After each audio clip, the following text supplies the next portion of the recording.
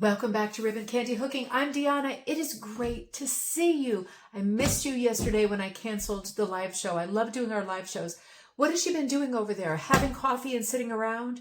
It's actually been a really busy time because we are getting ready to take our 2-week family trip to Cape Cod, which is the happiest time of the year for me. And it takes a lot of planning forward to be able to get into place with that, with the 2 kids and all of it. So I've been working really hard to get some other projects done, including this project. This is why I wasn't around yesterday. I dyed over 120 colors for Kirsten because Kirsten is putting together the Cheticamp kits for her book project. And a lot of you I know are committed to that, working on that. You're waiting for your kit to come with colors. Well, this is what we're doing. I'm going to take some of these down on the table as I get ready to pack them and send them off to her so you can see what some of these colors are looking like. It is such a lot of fun putting together a color palette like this because, as you probably know, and many of you at this point know more about Cheticamp style hooking than I do, right? But what I do know is that historically, I have thought about Cheticamp originally as being very sort of pastel, very light colors in the style of Lillian Burke. If you remember the shows we did about Lillian Burke years ago.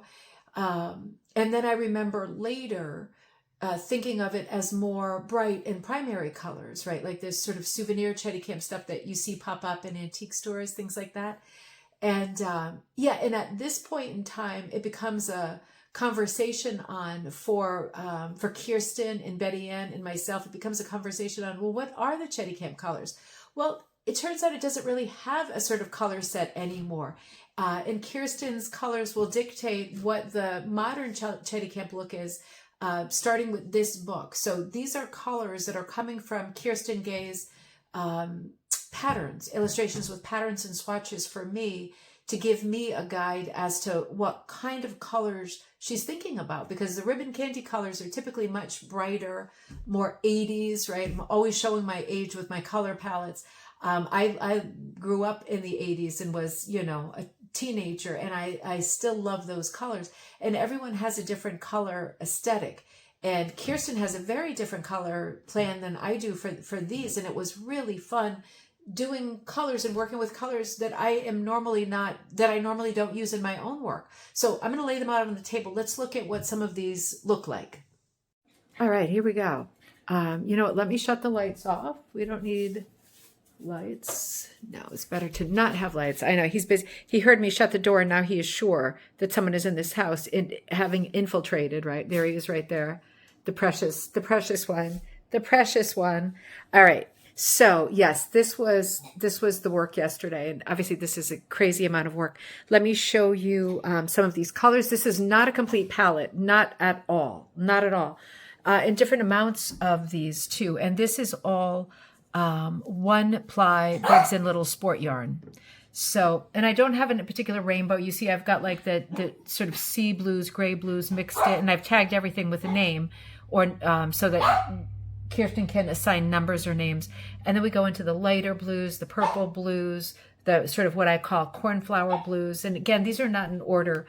Peacock stone blues that kind of give way to gray greens and warm greens, even green brown kind of thing.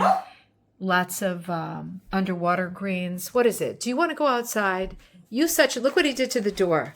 You see this handy, and he wags his tail. You see this handiwork here on this beautiful 1960 door that's original to the house? Guess who did it? Oh, gosh, did I do that? So, back to business. So, the greens, and then lots of different whites. I know they probably on camera look like some of these are the same. These are all different. These are all different whites. Some pretty yellows, gold colors. Back so soon? Gosh.